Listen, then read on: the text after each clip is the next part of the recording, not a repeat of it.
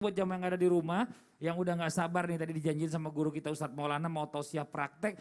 Agar doa kita ini langsung dijabah sama Allah Subhanahu Wa Taala.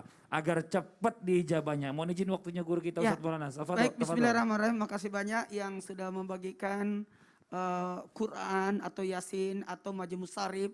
Ini kalau saya lihat ini adalah Yasin yang ada di dalamnya lengkap. Dan ini bagus banget. Jadi saya rasa setiap rumah pasti ada punya gini. Pastinya, insya Allah punya. Karena biasanya orang membagikan ini di kala berduka.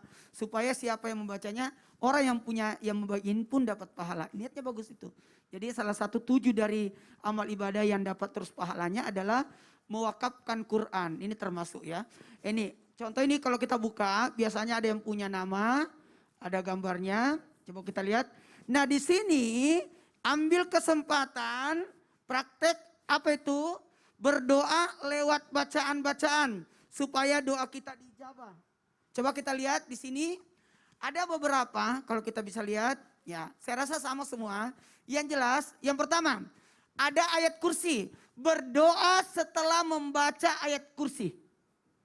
Kenapa ayat kursi? Ayat kursi itu pembuka pertolongan. Sekali lagi, pembuka pertolongan. Pasti kita buka ada ayat kursi di dalamnya. Artinya apa? Membuka pertolongan, pintu pertolongan dibuka karena di dalam ayat kursi ada 17 nama Allah di dalamnya. Sekali lagi, ada 17 nama Allah di dalamnya. Makanya ketika kita membaca ayat kursi, setan kabur itu. Bahkan terbakar. Setan pengganggu atau dalam satu kamar ada yang mengganggu terus, bacain ayat kursi berulang-ulang. Kalaupun dia ikut baca karena jinnya kuat banget, dia ikut baca. Tapi kalau ulangi terus sampai kebakar. Karena ada riwayat menceritakan bahwa ada seseorang bermalam di satu tempat, kemudian diganggu jin. Kemudian dia baca ayat kursi, ikut juga dia baca. Tapi pada dibaca di akhirnya walayuh itu. Dibaca terus sampai 41 kali kebakar. Besok pagi dia lihat ada yang bekas terbakar di situ. Yang kedua, membaca surah Al-Fatihah karena Al-Fatihah itu adalah kekuatan. Bahkan di Al-Fatihah ada 3 tempat kita bisa berdoa. Yang pertama di awalnya, kemudian di pertengahannya, kemudian di akhirnya. Al-Fatihah kalau kita mohon keberkahan Al-Fatihah untuk keberkahan. Misalkan kita punya baju baru, baca Al-Fatihah. Berkahnya Al-Fatihah supaya baju saya berberkah. Al-Fatihah. Punya motor atau apapun. Kemudian kalau kita meminta di pertengahannya, iyyaka na'budu wa iyyaka nasta'in. Kita minta di situ baru kita tutup. Ihdinas siratal mustaqim. Ini Andre Gurta kayak Haji Abdul Rahman Ambodale, kemudian diteruskan oleh guru saya Allah yarham yanar itu Andre Gurta kayak Haji Muhammad Arisa pendiri Pondok Pesantren Al-Huda itu kemudian memberikan kepada kami termasuk Andre Gurta Nasirus Sunnah kayak Haji Muhammad Nur juga mengajarkan itu. Jadi bagus banget Al-Fatihah. Kemudian terakhir setelah baca Al-Fatihah itu kita hadiahkan. Waladhalin amin. Saya hadiahkan bacaan surah Al-Fatihah saya untuk ini.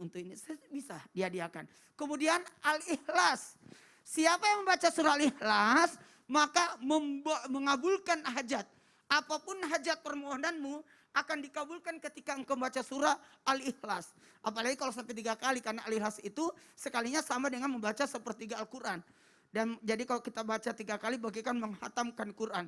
Berikutnya surah Yasin. Nah di surah Yasin nih, aduh ya tinggal 1 menit lagi. Nah, jadi Yasin di sini ada Yasin. Makanya bagusnya memang kita ada seorang bertanya kepada Nabi, ya Rasul, aku ingin doaku dijabah. Kata Nabi, di mana Yasin? Di mana Yasin? Makanya boleh kita berdoa sesudah membaca Yasin. Orang yang sudah baca Yasin tidak akan tertolak doanya ketika dia meminta. Nah, bahkan ketika kita ziarah kubur, Iqra'u Yasin ala mautikum, bacakan Yasin untuk rahmatimu. Kemudian ada salawat, dan salawat itu banyak macam.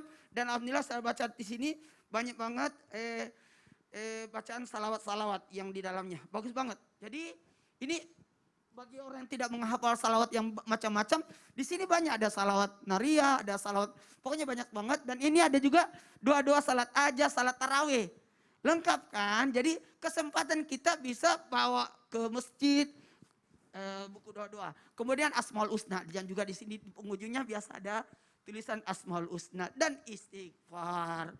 Masya Allah. Wah, ini luar biasa, ini materi 20 menit di bawah cuma berapa? 4 menit ya. Jadi cepat penjelasannya. Terima kasih banyak guru kita Ustadz Maulana, jazakallah khairan kasiran.